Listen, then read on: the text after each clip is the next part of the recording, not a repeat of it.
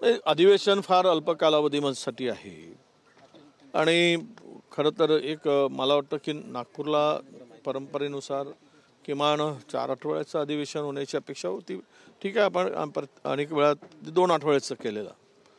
पण आज जे अधिवेशन आहे ते एक दिवस संवेदना व्यक्त करण्यामध्ये जाईल, शोकप्रस्ताव, आणि 4 दिवस एकूण कामकाजासाठी शिल्लक आहेत.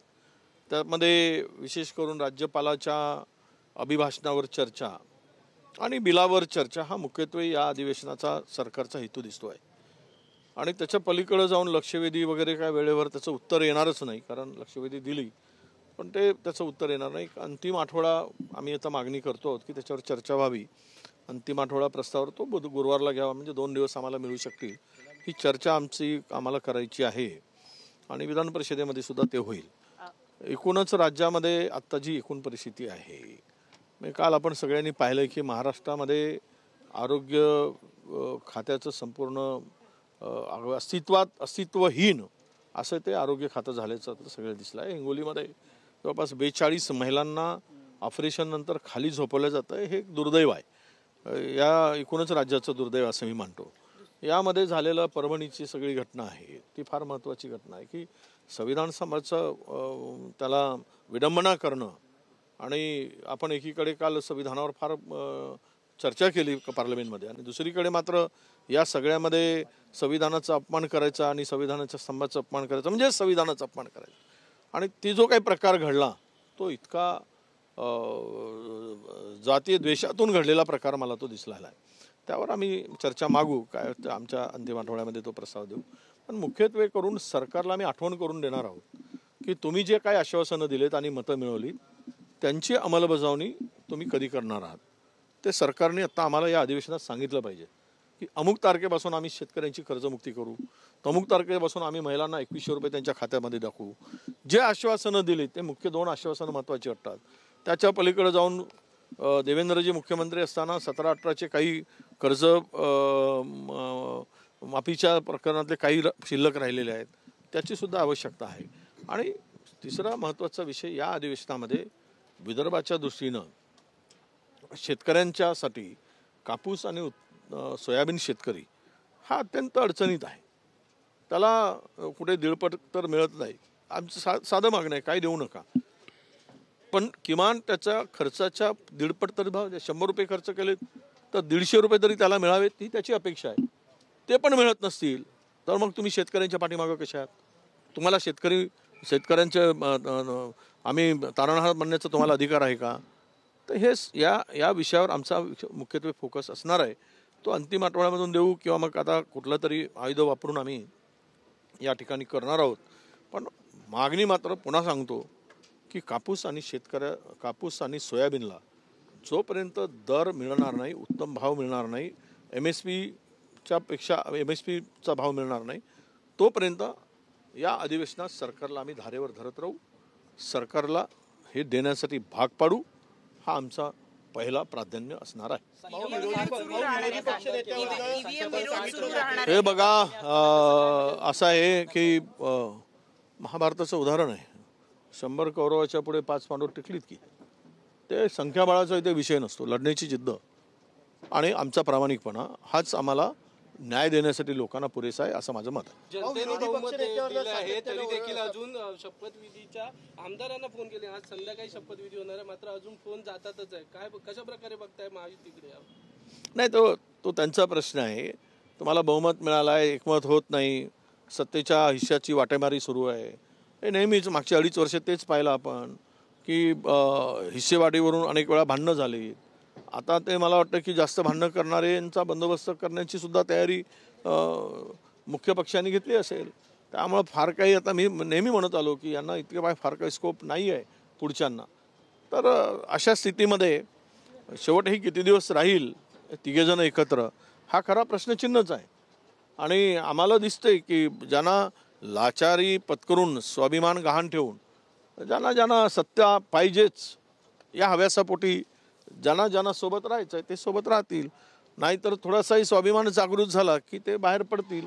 अशा एकूण आत्ताच्या राजकीय परिस्थितीतून आम्हाला दिसते. पाऊस पुरेशा संख्याबळ नसल्यामुळे विरोधी पक्षनेते पद कोणाला द्यायचं की नाही हे अध्यक्ष ठरवतील असं सत्ताधाऱ्यांकडनं सारखं सांगितलं आहे.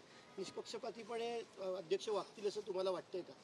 नाही नाही, अध्यक्षांच्याकडून मागचे 2.5 वर्ष आम्ही पाहिलेत. आम्हाला अध्यक्षांच्या पदग्रहण सोहळ्यामध्ये आम्हाला कधी त्या पदाला संदर्भात आम्ही आमची भावना स्पष्टपणे मांडलेली आहे. आम्ही जे मांडलं आहे त्याही पलीकडे जाऊन या विरोधी पक्षनेत्याचा ढकलाढकली न करता सत्ताधाऱ्यांनी ठरवलं. अध्यक्ष एका मिनिटामध्ये निर्णय घेतील. शेवट अध्यक्ष हे सत्ताधारी पक्षाच्या माध्यमातून नाव ठरवलं जातं, तो उमेदवार ठरवला जातो आणि त्यामुळं तो सत्ताधारी पक्षांचा उमेदवार ज्यावेळेस त्या पदावर बसतो त्यावेळेस ती जबाबदारी सत्ताधाऱ्यांची असते आणि त्यातून पळवाटा काढून किंवा त्याला फाटा देऊन करायचं नसेल तर मग इकडे ढकलाढकली करायचं काम जर असेल तर त्यांना त्यांची नियत करायची नाही, हे स्पष्ट आहे. आज शपथविधी पार पडतोय, आज तुम्हाला काही निमंत्रण वगैरे आलंय का? नाही, अजून आम्हाला काही त्या कार्यक्रमाचं मंत्रिमंडळाच्या शपथविधीचं निमंत्रण नाही. निमंत्रण आलं तर आम्ही शपथविधी सोहळ्याला जाऊ. त्यात काय, नवीन मंत्रिमंडळ ज्यावेळेस येतं त्यावेळेस विरोधकांना बोलवलं जातं आणि आम्ही जात असतो. नाही, अद्याप तरी तशा प्रकारचं कुठलं निमंत्रण आजच्या बैठकीमध्ये आता आमच्या ठरेल त्या बैठकीमध्ये आम्ही चर्चा करू. निमंत्रण आलं असेल तर पुढे काय करायचंय ते ठरवून जाऊ. खरं काँग्रेस कायम राहणार आहे का? आज आंदोलन पण केलं जात आहे सगळं. आज मोर्चा आहे, आम्ही त्यामध्ये आंदोलनामध्ये आहोत आणि ईव्हीएमवर आहेच ना. तुम्हाला माहीत असेल की मी फार एक्झाम्पल सांगतो, वाराणसीमध्ये एक 11 लाख मतदान झालं आणि पावणे 13 लाख मतदान मोजले गेलेत. 12,76,000 मतदान मोजले गेलेत. आले कुठून मतदान? काय हवेतून आलेत? मग ईव्हीएम मध्ये काही गडबड असल्याशिवाय आलेत का? जर मतदान कमी झालं आणि मोजले जास्त जात आहेत खुद्द वाराणसीमध्ये पंतप्रधानांच्या मतदारसंघामध्ये, तर यामधून लोकांची शंकासाठी वाव आहे. आणि जगामध्ये कुठलाही देश हे ईव्हीएम स्वीकारत नाही ना. आपण का स्वीकारतो? बरं, लोकांचा अविश्वास यावर आहे, तो विश्वास नाही राहिलेला आहे. तर लोकांना, तुम्ही जर इमानदार आहात, तुम्ही जर जनता तुमच्या मागे आहे, लोकांनी तुम्हाला मतं दिली आहेत आणि तुम्ही प्रामाणिकपणे पारदर्शीपणे ह्या निवडणुका घेतात, तर मग ते बॅलेट पेपरवर घेऊन एकदा करून टाका की आम्ही जनतेच्याच भरोशावर निवडून आलो. एकदा शिक्कामोर्तब करा ना. वारंवार कशाला त्याला फाटे फोडायची की तुम्ही ईव्हीएमला दोष देता? ईव्हीएमला तुम्ही का विरोध करता? ईव्हीएमला हा आमचा प्रश्न आहे. तुम्ही का विरोध करता? ईव्हीएमच्यावर मतदान घेण्यासाठी तुमचा आग्रह काय आणि बॅलेट पेपरसाठी विरोध काय? याचं उत्तर सुद्धा दिलं पाहिजे ना. याचं उत्तर सरकार देत नाही आणि उलट आम्हालाच आरोपीच्या पिंजऱ्यात उभं करता. तुम्ही एकदा ठरवलं पाहिजे, सरकारने ठरवलं पाहिजे, मोदी साहेबांनी ठरवलं पाहिजे, निवडणूक आयोगाने ठरवलं पाहिजे की यावेळेस जनतेचा ज्या पद्धतीनं अविश्वास दिसतो आहे या संदर्भात, तर त्यामुळं आम्ही यावेळेस बॅलेट पेपरने निवडणुका घेऊ आणि जे काही मॅन्डेट जनता देईल तो भारताच्या देशाच्या पुढे येईल. निवडणूक आयोगाचा आहे. काय निवडणूक आयोगाचा आहे? निवडणूक आयोग बघा, सगळे हे मी पुन्हा त्याला सांगतो की निवडणूक आयोगाचा अधिकार आहे असं जर म्हणत असतील तर निवडणूक आयोग का नाही करत? निवडणूक आयोग कोण नेमला जातो? आता तर तिकडे जे काही बदल झाले सुप्रीम कोर्टापासून तर निवडणूक आयोगापर्यंतच्या नियुक्तीसाठीच्या समित्यांची तोडफोड केली गेली, ज्यामध्ये त्यांचा विरोधकांचा सहभागच ठेवला गेला नाही. त्यांना त्यांच्या सत्ताधाऱ्यांच्या मर्जीप्रमाणे ही सगळी संविधानिक पदावर बसवणारी माणसं निवडली जातात. ते कोणाच्या इशाऱ्यावर चालतात? त्यामुळं निवडणूक आयोगाने स्वतंत्रपणे त्याचा निर्णय घ्यायचा असेल तर तो घेतला गेला पाहिजे. आणि देशामध्ये, आपल्या जगामध्ये अगदी छोटे छोटे देशसुद्धा आणि मोठे मोठे देशसुद्धा, जे संपूर्ण देश यामध्ये आपल्यापेक्षा 50 वर्षांनी पुढे आहेत, सगळ्या बाबतीत पुढे आहेत, प्रगत देश आहेत, तर ते देशसुद्धा या ईव्हीएमला नाकारतात आणि आपण ईव्हीएमवर विश्वास ठेवून चाललो आहोत. म्हणून आमची सगळ्यांची भूमिका आहे की पुढच्या निवडणुका बॅलेट पेपरवर घ्यावेत. वडेट्टीवार एक शेवटचा प्रश्न की लोकसभा जेव्हा काँग्रेसकडे खूप मोठ्या प्रमाणावर बहुमत होतं काही वर्षांपूर्वी, त्यावेळेला त्यांनी भाजपची संख्या कमी असताना किंवा विरोधी बाकावरच्या आमदारांची संख्या कमी असताना सुद्धा विरोधी पक्ष नेता देण्याचं मोठं मन दाखवलेलं होतं. एवढं मोठं मन हे सरकार दाखवेल असं वाटतंय का? मला देवेंद्रजीकडून अपेक्षा आहे. ते म्हणालेत की मागचं सगळं विसरून आम्ही आता नव्यानं आम्ही सुरू करतो. विरोधकांबरोबर सुद्धा त्यांची भावना त्यांनी आमचे स्पीकरच्या पदग्रहण सोहळ्याच्या वेळेस जे काही व्यक्त केली त्यावरून आम्हाला वाटतं की ते विरोधकांना शेवट विरोधक हा वैयक्तिक नसतो, वैचारिक आणि केलेल्या शासनाच्या कामाविरुद्ध, धोरणाविरुद्ध, घेतलेल्या निर्णयाविरुद्ध चुकत असेल, जनविरोधी असेल, त्यावेळेस जनतेचा आवाज म्हणून विरोधक हा त्या ठिकाणी उभा असला पाहिजे.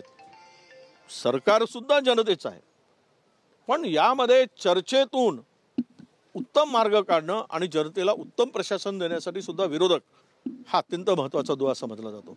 म्हणून त्या मोठ्या भावनेने आमचे आपले राज्याचे मुख्यमंत्री निर्णय घेतील अशी अपेक्षा आहे.